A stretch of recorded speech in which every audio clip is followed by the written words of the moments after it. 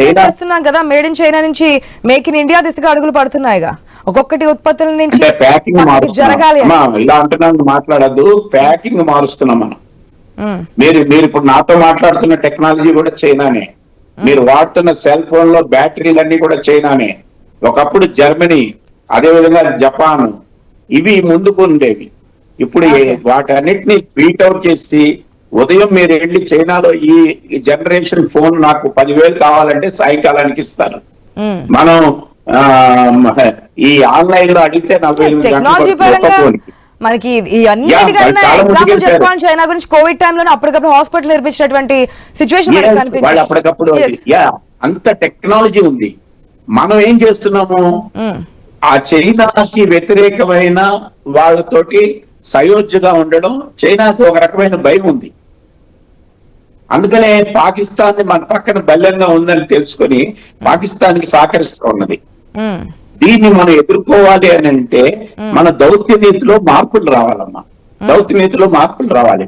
ఎక్కడో 5,000 కిలోమీటర్లు ఉన్న అమెరికా వాడికి ట్రంప్ తోటి మన స్నేహం ఏముంది? మన పక్కనున్న రష్యా, మన పక్కనున్న నేపాల్, మన పక్కనున్న శ్రీలంక, మన పక్కనున్న సరే పాకిస్తాన్ అంటే అది ఒక మతపరమైన దేశం. నేపాల్ కాదు కదా, నేపాల్లో హిందువులే ఎక్కువ. శ్రీలంకలో కాదు కదా. పాకిస్తాన్ పక్కన పెట్టండి. పాకిస్తాన్ ని ఒంటరి చేసే దౌత్య నీతిని మనం అవలంబించలేదు. సింధూరా ఎందుకు ఆపేసాం మనం? బ్రహ్మాండంగా మన వాళ్ళు ముందుకెళ్ళిపోయారు. వాళ్ళు ఉగ్రవాదము, పాకిస్తాన్ ఉగ్రవాదము, పాకిస్తాన్ లో ఉండే సైన్యము, ఇదంతా కూడా కలిసే ఉన్నారు. వాళ్ళు ఉగ్రవాదులు ఖననం చేసేటప్పుడు దగ్గరున్నారు కదా వీళ్ళంతా. దాన్ని అమెరికా ఖండించిందా? $700 బిలియన్ అప్పిస్తుందా దానికి? మనమేమో సరిగ్గా రెండో రోజునే సింధూరా టాప్ కి వెళ్ళినప్పుడు ఆపేస్తామా? ఏం సిగ్నల్స్ వెళ్తున్నాయి మనకి? అంటే దాడికి ప్రతిదాడి చేసాము, పహల్గామ్ దాడికి ఆపరేషన్ సింధూర్ ప్రతీకారం తీర్చుకున్నాం అనేది ఇండియా చెప్పినటువంటి సమాధానం. ఒకవేళ కాల్పులు చేస్తే కనుక మళ్ళీ ప్రతీకారం ఉంటుంది అనేది ఏదైతే నేను అనేది. ప్రతీకారం అంటే అర్థం ఏంటి? అక్కడ ఉన్న మొత్తం ఉగ్రవాదుల్ని, వీటిని మట్టు పెట్టాలి. అవుతుందా? అవలేదు.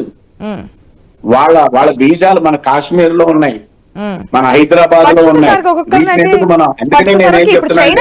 కట్టడి చేయాలనే దాని గురించి మెయిన్ గా మాట్లాడదాం. మూర్తి గారు, చైనాని కట్టడి చేయాలంటే దౌత్య నీతే. మొన్న 2 రోజుల క్రితం, ఒక్క నిమిషం, 2 రోజుల క్రితం షాంఘై SCO జరిగింది. అంటే షాంఘై కోఆపరేటివ్ ఆర్గనైజేషన్ మనం కూడా వెళ్ళాం. అక్కడ రాజ్నాథ్ సింగ్ గారు ఈ సరిహద్దు ఉగ్రవాదం మీద ఇండైరెక్ట్ గా మాట్లాడుతున్నాడు. డైరెక్ట్ గా ఎందుకు మాట్లాడలేకపోతున్నాడు పాకిస్తాన్ గురించి? పహల్గామ్ దాడికి సంబంధించిన ఘటన దీంట్లో లేదు, నేను సైన్ చేయను అని. అందుకని మనం అర్థం ఏంటి, నేననేది ఏంటంటే మన దౌత్య నీతిలో మార్పు రావాలి.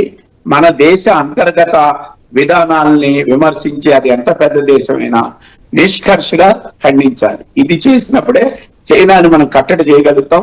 చైనా తోటి వాణిజ్యం మన దిగుమతులు ఎక్కువ ఉన్నాయి. అందుకని చైనాకి చెప్పాలి, నీ దిగుమతుల్ని ఈ ఆసియాలో భారతదేశం చైనా కనుక కలిస్తే మొత్తం ప్రపంచాన్ని అంతా గుప్పిట్లోకి తీసుకోవచ్చు మనం. ఆ విధంగా మన దేశాంగ విధానాన్ని మార్చాలి. చెప్పండి మేడం.